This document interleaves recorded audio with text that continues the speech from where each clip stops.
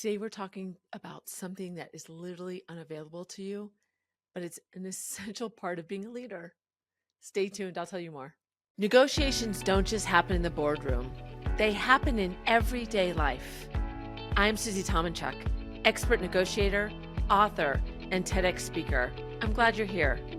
I'm going to show you the art of negotiation without manipulation so you can level up, know your worth, and adopt a negotiator mindset. Let's go. Hey, friends. I'm so happy that you made the choice to be here, especially on a day I'm going to talk about a topic that just blew me away a couple of years ago. I read a book. It's called, I read a book. I read a book, one of many. It's called Thanks for the Feedback. It's a great book. They have not paid me a thing. If they would have paid me, I would have been a millionaire by now. The amount of time that I talk about that book. But I was reading the book. It's Harvard based. It's all about getting feedback. And the one thing that really stuck with me was they were talking about the idea of blind spots and how blind spots are literally just that. They're blind to us, unavailable to us. You know, I'd been a leader for years and had always struggled with feedback. Back when I had gone through and was an executive, it was more you be a boss than a coach and you just tell people what you want them to do. And so feedback was done on an annual basis. And so it was this thing that you kind of dreaded because you weren't sure what was going to come up, because so often when people give feedback on an annual basis, they really have to pull from their memory banks to figure out what to tell that person about what they need to improve. And they always had to have something to improve. So you never really knew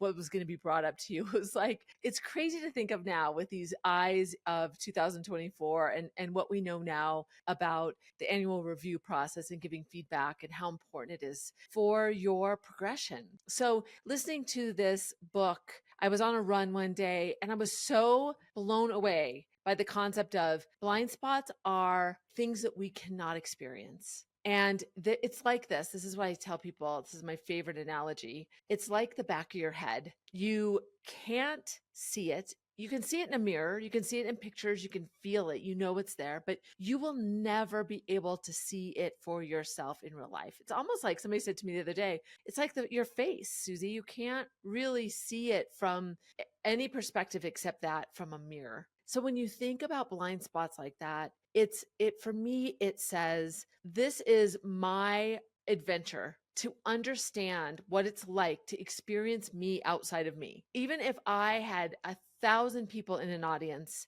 and I asked them to tell me exactly what it was like to sit in the chair and listen to a keynote that I did, I wouldn't still be able to be in that auditorium watching it. Yes, would I get a great 360 view of myself? Or that's probably a bad analogy, but a good view of myself? Yes, I would understand. I'd have a real understanding of what it felt like just hearing what they had to say, but I could never experience it for myself. And it was so liberating to me because it's a journey to understand that. And it's a piece of data that we don't have access to, and we have to hear it through others to see what it's like to experience us. So blind spots are something that I want people to be really open to, understanding them, looking for ways to see yourself from a lot of different angles, from a lot of different people, even looking at evidence around you to know what it's like to live outside of you. So that's what we're going to talk about today. I'm going to tell you a couple stories about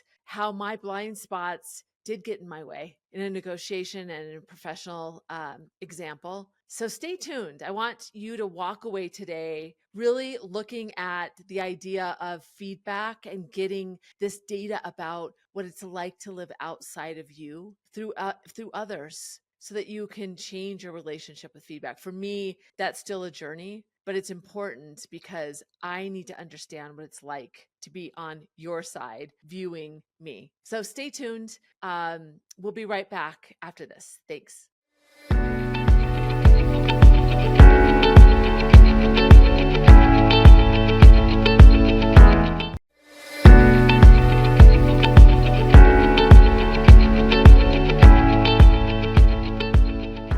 All right, so let's dig into this. The first example has actually worked in my favor. I remember being in a negotiation and it had gone on for months and months. It was a long-term deal. It had a lot of components to it. We had to bring in different software engineers, technical engineers, lawyers. It just had all these phases of a negotiation. And I was the one that was kind of the facilitator of all of the teams on my side and kind of the point person. I was the point person to make sure that we were assuming the right assumptions about the deal and looking at all the pieces of leverage, make sure that we're preparing like we should and getting people aligned to what they needed to know before they went into their segment of the negotiation. And it was so difficult to align everything. I was full of nerves because when you get, and this is no slight on engineers, but when you're a business person and you bring in the technical people, you want them to tell enough of the story, but sometimes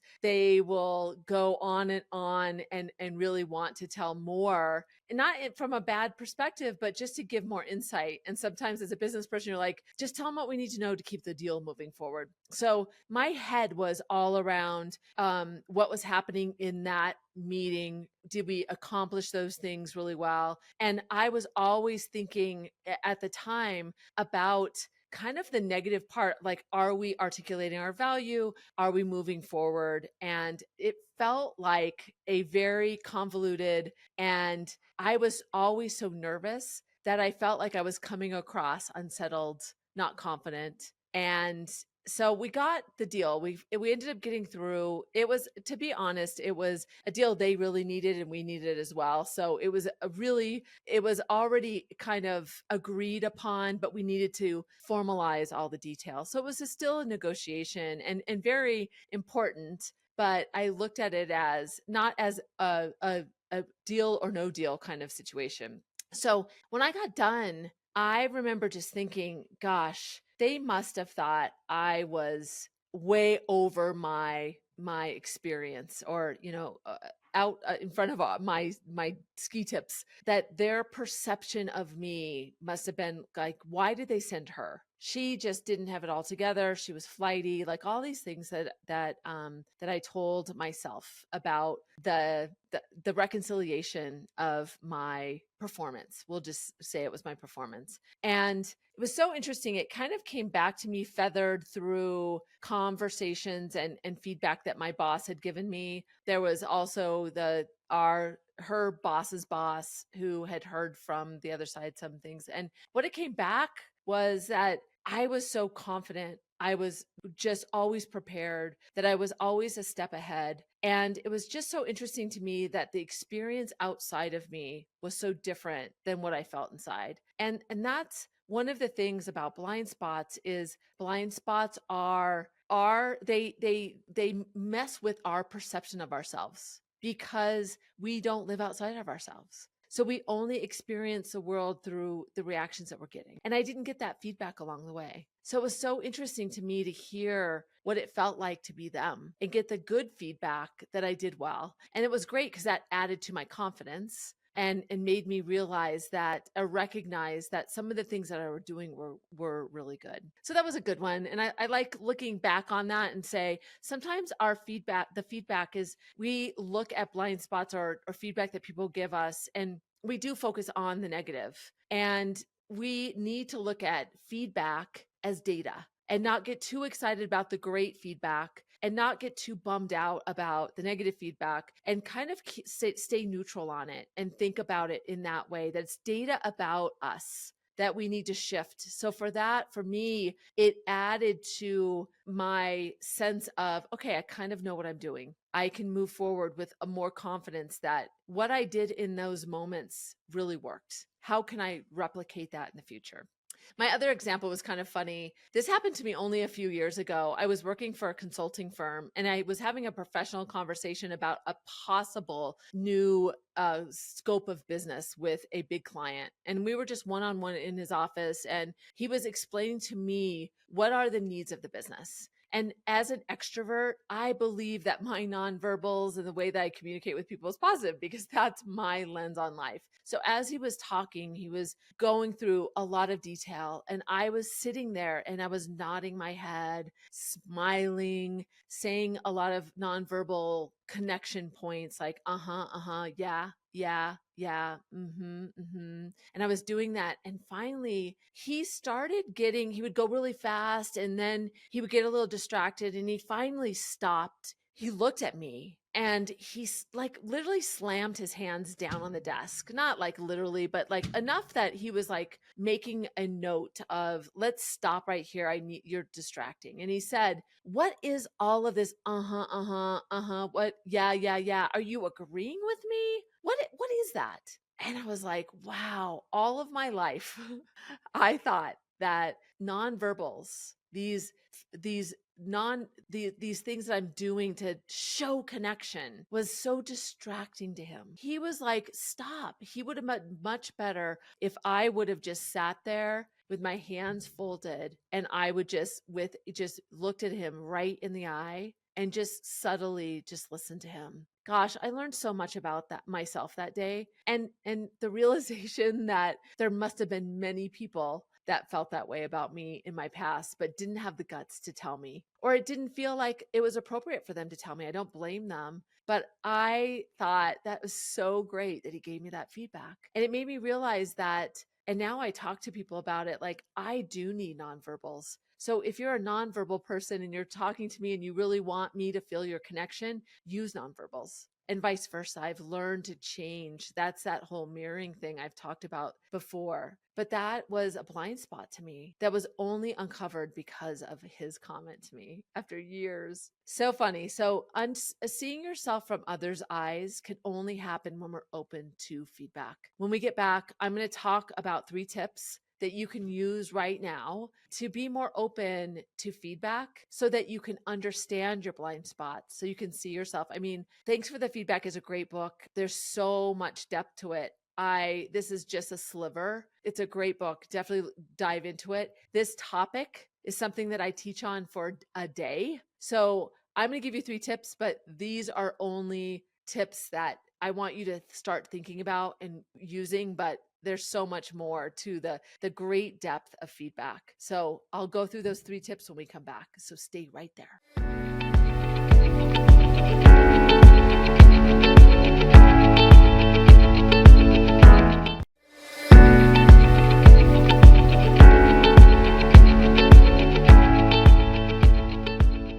All right, well, welcome back. I was laughing at myself because I know I have really high energy right now as I was getting ready to go into this segment. And I thought, feedback for me was always really hard. And I didn't like it. In fact, one of my daughters who's about to be 28 tomorrow, she would have to kind of talk me off the ledge when I'd get feedback from a client. And she would say, listen, Mom, they're trying to make you better. So I've come a long way. I'm not the master of this, and I continue to have to ask for her counsel sometimes from time to time. But here's the first tip I want to give you is get a lot of diverse feedback. And the best way to get feedback is to ask for it in a preemptive way. And what I mean is, if you're going to a meeting or you're interacting with somebody and you get to the end of that interaction and you say to them, hey, how did I do? They're more likely to give you accolades. You did really good. That was great. And especially if you wait till some time has passed, they're not going to give you very valuable feedback. But if you go into a situation and say, hey, I'm trying to work on my filler words, or I'm trying to make sure that my communication is clear, can you watch for that and give me feedback on if I'm making making my point well? It helps them because then they're looking for it and they can give you great feedback. And ask for it not just from like your boss, from your peers, your colleagues that you trust. Ask for it from the people who work for you. And what a great opportunity to ask leaders that are outside of your organization. It helps them understand that you're really open to growth and getting better. It shines you in a good light, and you'll get valuable feedback because they see you in a different way, even if they don't see you on a regular basis. What great data. So tip 1 is about diverse feedback and asking for it in a proactive way. All right. So tip number 2 is a tough one because, as the book talks about, you have different filters or lenses on how you take feedback. And one of those is from a if there's a complicated relationship with the other person, getting that feedback from them, you may give it some kind of label, like who are they to really understand that perspective? Or they've never had this experience. How are they giving me feedback? So be careful when you're getting feedback, especially unsolicited, to be open enough to be able to just say thank you, especially if you feel triggered. If it is a high stakes situation for you where there is it's a little bit comprehensive or it's complicated and that feedback feels like it gets you, like your body, there's something that happens and you feel your adrenaline starting, just say thank you. You can say to them, hey, I'm going to think about this. I'd love to come back and ask you some questions. That gives you the opportunity to circle back. And after you have some time to get some objectivity and really hear what they said, then you can go back and ask questions to really understand. Remember, these are your blind spots. There's things that you don't see. Just because you don't believe it's true doesn't mean it's not accurate from their perspective. So you're understanding, that's the thing that's so liberating to me about blind spots, is that you're seeing it from their view. You don't have to totally agree with it, but you need to understand it so you can see it from their perspective. So the second tip is, I'm going to drill it down to know when you're triggered and say thank you, and then just take it in. I will add a bonus to that. The best thing to do when you feel triggered is grab a pen right away, write down exactly what they said, take a breath, and come back and read it. Because we get revisionist history and we may change the words, and we bring on a whole nother story. So that's the second tip. When you feel triggered, just say thank you. And the third tip is pay attention to the things that happen around you. Feedback comes from people, but it also comes out of their actions. And what I mean by that is, what meetings are you not getting invited to? What information did you not know? Instead of getting mad about it, kind of think about why.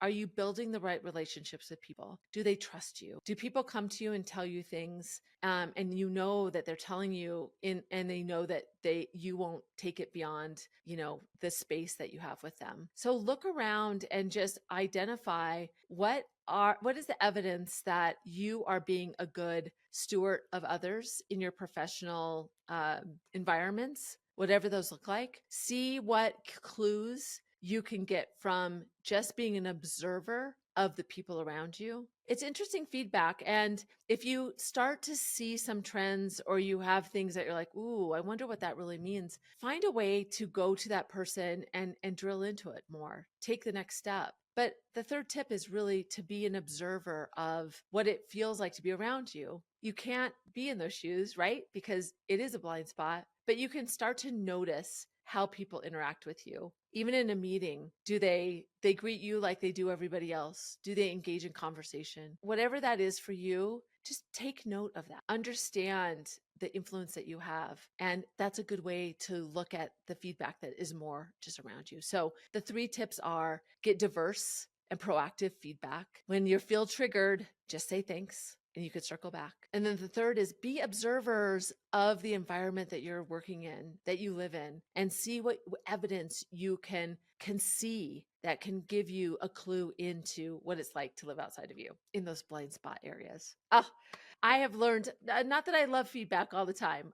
You know what? You need to send it to me now. Whatever you think about this, how this podcast or anything about it, I need the feedback. And then I'll talk about how I process that. So I'm going to be open to it too. All right. I'm going to do a stop, start, and continue when we come back, and then we'll tie it up from there. So stay right there.